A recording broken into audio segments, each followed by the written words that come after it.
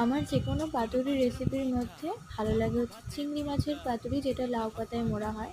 আমি নিজেই আজকে বানিয়েছিলাম।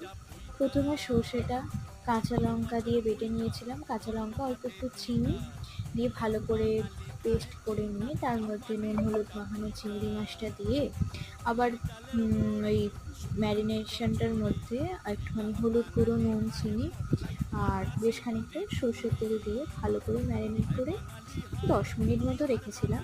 তারপর লাউ পাতায় নুন মাখিয়ে রেখেছিলাম যাতে সেটা নরম হয়ে যায়।